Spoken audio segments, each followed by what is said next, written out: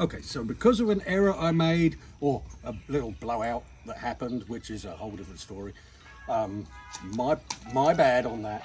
I put in a little slope, one to take care of the blowout, and also just because this is the lowest part of the surrounding dirt, but the slope is a little too steep, so we are going to dry pour an extended slope to make it less of an angle so the ducks can get up and down it easier.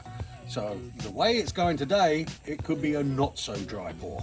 So we're going to see what happens. But we're going for it. probably, I mean, the question is, can you do a slope dry pour, or is it all going to wash out, or how the best way to do it is? We've got a little plan. We're going to try it, see if we can make it work. So join along and let's see if we screw it up or get it done. It's going to be one or the other. Or if it rains and thunders and lightning blows us out of the sky. Either could happen. This is East Texas. It's 1,000 degrees. Well, it's only about 86 really, but the humidity, damn. Wild Rose Haven, homesteading.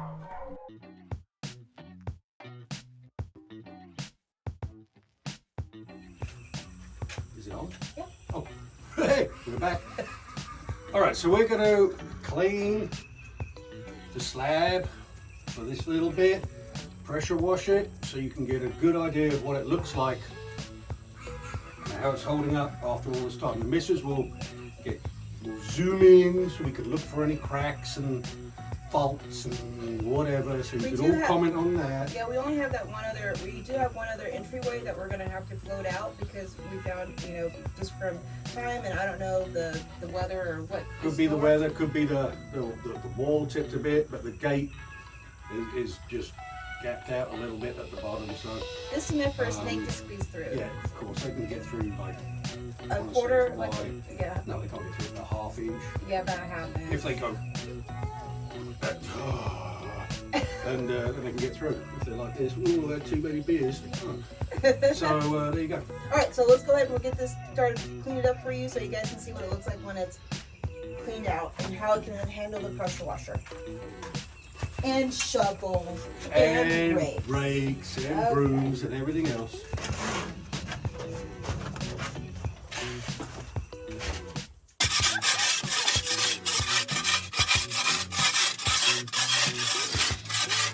I know a floor scraper would be better.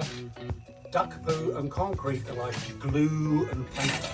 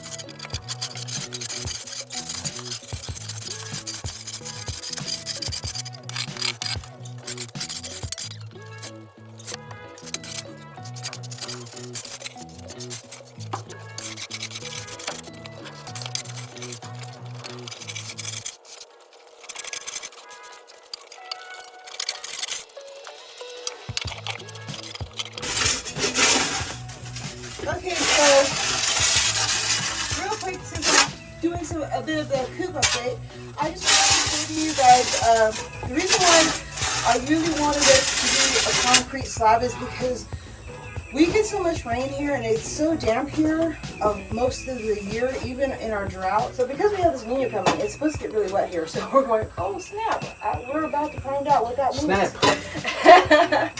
And so I thought that it would just be easier for us to be able to, especially with ducks, as how their poo is a bit too much wetter, that it would be better for us to use a concrete slab instead of just a dirt floor or a dirt ground with the shavings.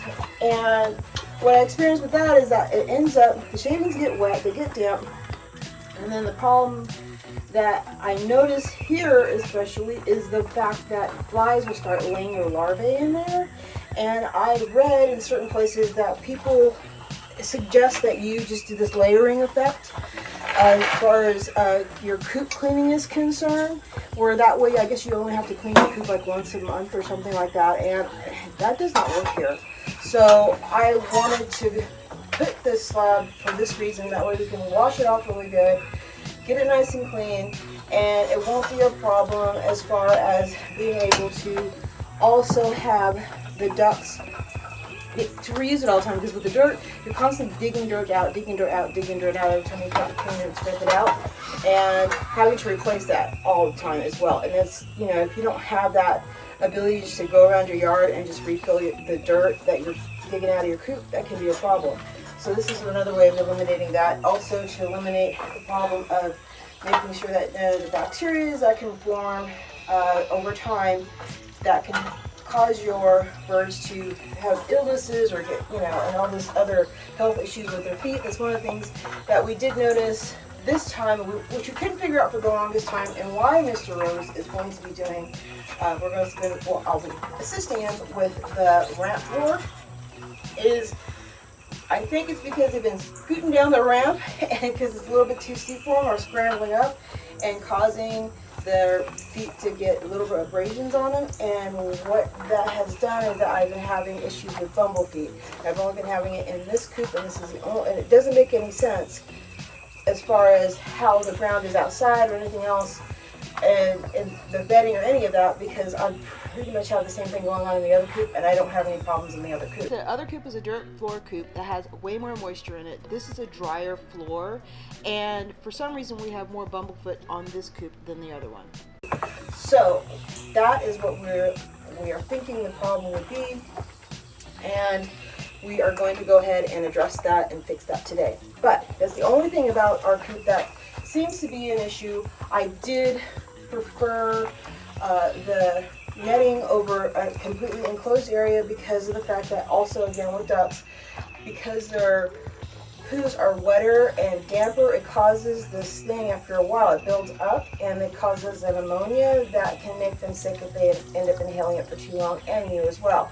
So I wanted something during the summer that would be able to have enough air flowing through to help keep that at a lower minimum, keep things drier as much as possible in this area, and also be able to make it easier for you when it's time for you to clean it, that you have enough airflow too, so that way you're not inhaling a lot of the dust, which is not good for you to inhale when you're cleaning a coop.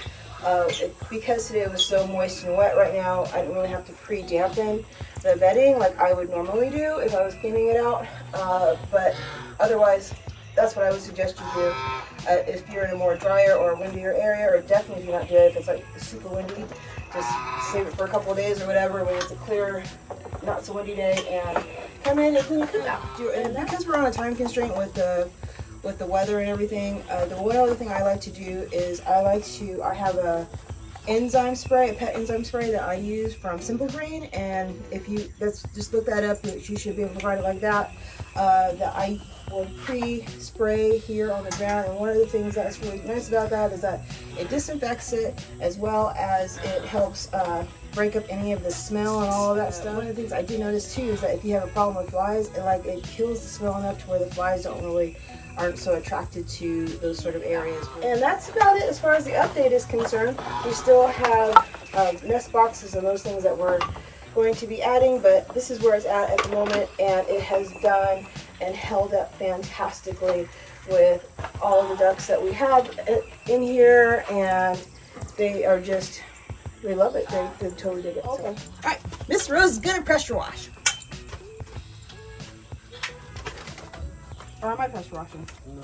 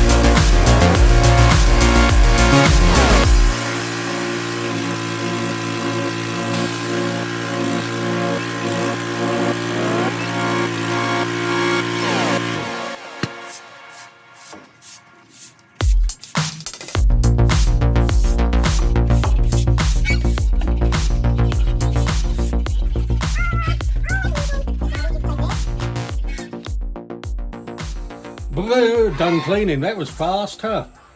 Thank God for speeding up. Okay, but we also did it. We just did like a little small section here because we're only going to do like a half change out for our shavings this time around. And we just wanted to give you guys an idea of what it looks like when we scrape it and clean it, pressure wash it, and all of that stuff. Because it's so wet, it won't have a chance for it to dry out enough for us to be able to spread this all out later on. So this is why we're just doing the speed version for you. It's exceptionally humid today, as you can tell. I haven't done anything, and I'm sweating. So if you take a look at this now, everybody was moaning about the damn finish. This is the finish the missus wanted, with a little bit of rock showing. Just give it that kind of old rusticy, feel. So that's why we did it. Now, if we wanted it smooth, yes, we would have wet it more and pulled up more cream to get the finish that everybody's used to on concrete. Smooth like glass. Like here on the ramp where he pretty much smoothed it all out. The only problem is that now it's, when you go down, it's really slippery. And that's another reason why I also wanted to have a bit more texture here, just to prevent slippage from happening. Curiously, they ran out of the regular concrete. So they only had high strength concrete. So I had to get a couple of bags of that. And this is the difference with that. If you look over here, lots more aggregate. And that popped up more than it did in the regular concrete. So now, what's the difference between the high? I mean, besides it saying high strength, normal concretes, I think they rate around 3,000 psi. That's your kind of the load pressure. Okay. This was 5,000 psi. And okay, so they attain that by putting more aggregate in it. Okay, so would that be a good thing as an option for someone who might? No, not on a dry pour. No, it doesn't even. It wouldn't. It would be too much rock. That's your personal opinion, or unless you're doing something that particularly needs 5,000 psi. Okay, but isn't that going to be cut in half because it's dry pour? It doesn't. I think is what you said. Yeah. Okay, but if it's that critical, you're going to do a wet pour anyway.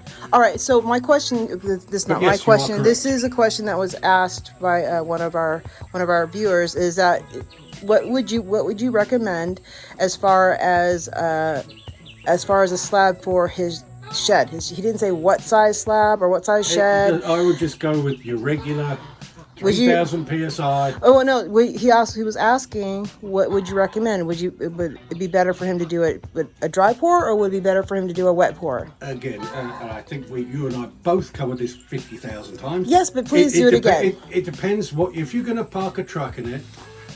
It depends on a number of things. Can you get how big your slab? Is it over 4 yards? In which case can you get a regular concrete truck to where you're going? If not, can you get a concrete truck and a pumper to where you're going? If it's less than that, do you have U-cart or a short pour guy who mixes it on site to whatever volume you want? Also cost. I think a yard of ready mix, big concrete trucks running around between 125 and 150 right now a yard. Is that right now? The short pour guy is more likely to be about 180, 200 a yard.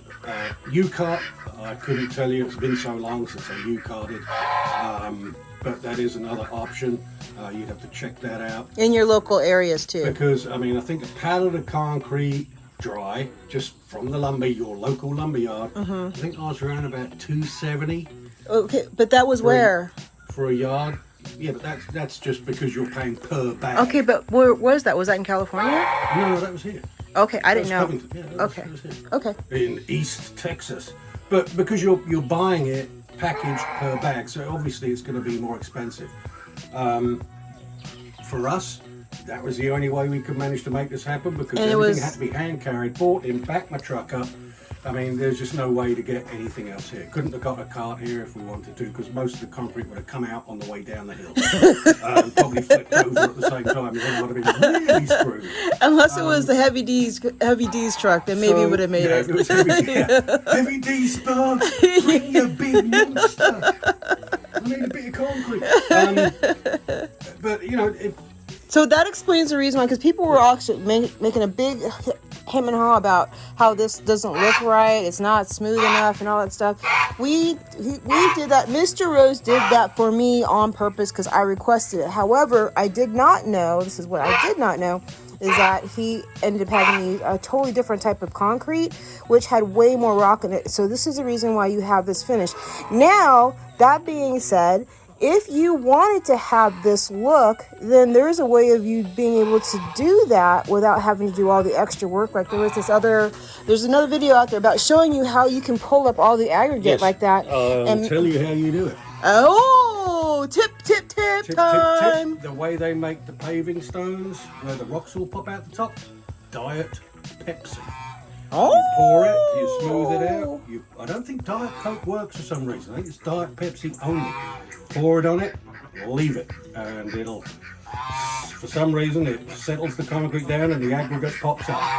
There you If it go. doesn't work, I will check back with my good buddy Mr. Bill, because he's the one who told me about that, and find out what it Mr. actually Bill. is. But yeah, so there's a way to do that. But like I said, other than that, a little more water, a little more time, knocking rocks down, bringing up the cream, and you can have a smooth surface. All right, so that's it for right now, you guys. This is where we're at. We're going to get this done because we have way more stuff to share with you today. Right, Mr. Rose? Maybe. Okay, let's go. Mrs. Brilliant idea. I don't know, but I'll take the blame for it.